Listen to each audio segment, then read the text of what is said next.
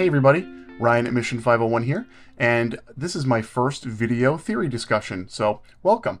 Following up on something that I had posted on LinkedIn earlier today, a little teaser about salary and why it is not a long-term motivating factor. And that goes counter to what a lot of people think, right? So a lot of people say, well, if I get a raise or if I get a bonus or something like that, that's going to reinforce my ability to do good work and motivate me to keep doing better.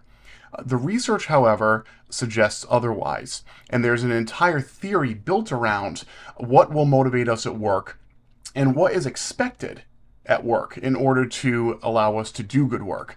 It's called the two-factor theory, and it's from Herzberg back in the late 1950s. The more casual term for the theory is the Motivation-Hygiene Theory. And when I was posting on my LinkedIn page earlier, I had mentioned that salary is a motivation hygiene factor. Well, what on earth is a hygiene factor? Well, we're going to go into that. So the two-factor theory from Herzberg basically states that there are two different kinds of motivators that we have at work. We have our motivational factors and we have our hygiene factors. So when we think of the word hygiene, most of the time we're thinking about cleanliness, right?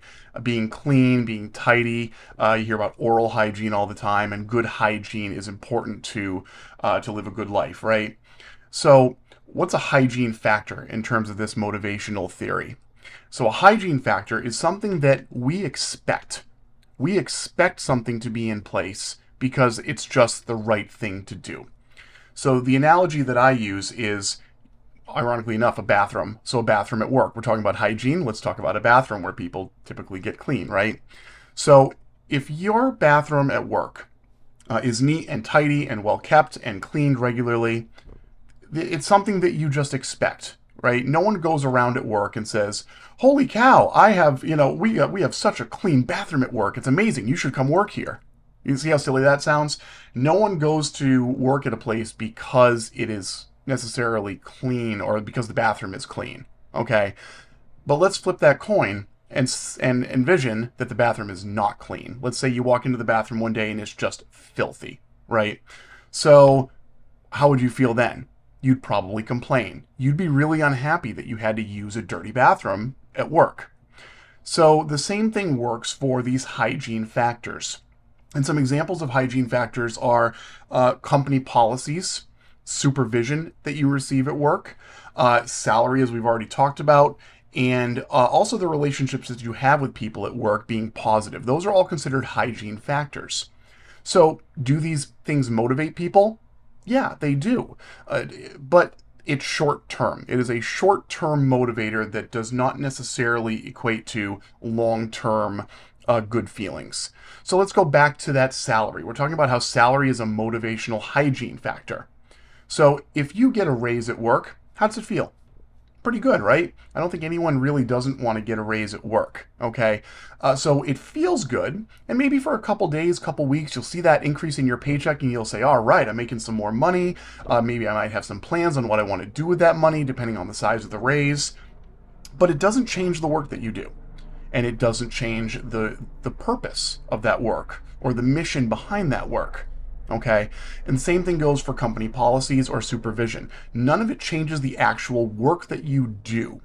And the two-factor theory, Herzberg's two-factor theory, basically asserts that if it doesn't connect directly to the purpose of your work, it's a hygiene factor.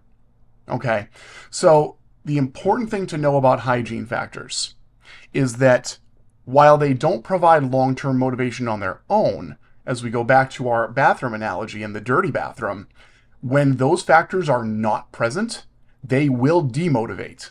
So if you're looking to have a motivating workplace and a motivating workplace culture, you want to pay attention to your hygiene factors, because if they're not in place, they will demotivate so quickly.